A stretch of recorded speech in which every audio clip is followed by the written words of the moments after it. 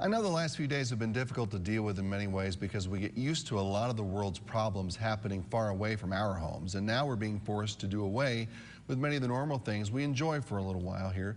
And for what? This coronavirus that, according to everyone's statistics that they saw from a Facebook post, isn't nearly as deadly as the flu or car accidents or whatever you want to compare it to. The actual experts that follow this thing at the Centers for Disease Control report that a vast majority of us could get it and not even experience symptoms, or at worst, something that feels like a mild flu. So why am I losing my March Madness because of this? Because it's not about you. It's about your 85-year-old mother.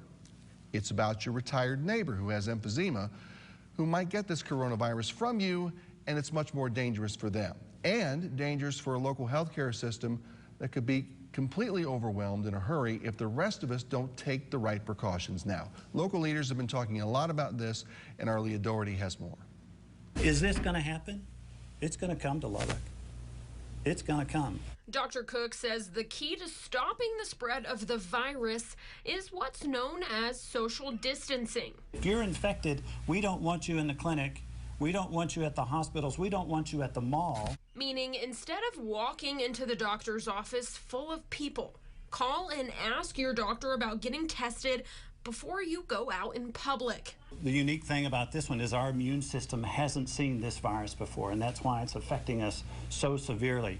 Dr. Cook says the populations most at risk are people over the age of 60 and women who are pregnant. We're going to try to make fact-based decisions as we go through this.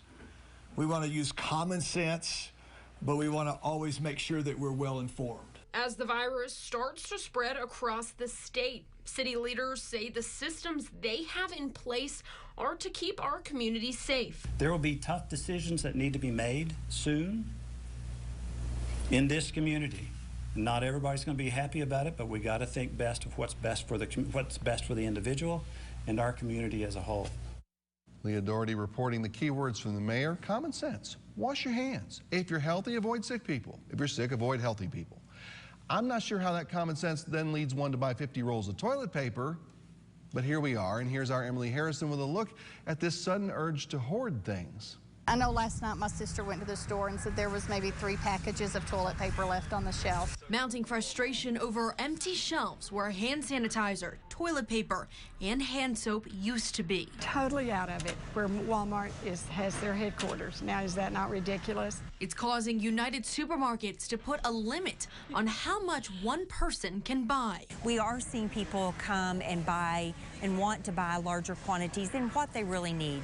And so we did limit the quantities that guests could purchase in a single visit. The limit, now 2 per person. It's the store's way to stop panic buying, where people buy not what they need, but what they're afraid they'll need. It just becomes artificially inflated demand because people are in a panic. Because of this, there may be some price gouging with things like hand sanitizer or toilet paper, where people try to sell them well above the market price, whether that be just a few dollars or hundreds of dollars. United Supermarkets, along with several stores, are urging shoppers to take only what is necessary and remember those around them. Why are we overreacting?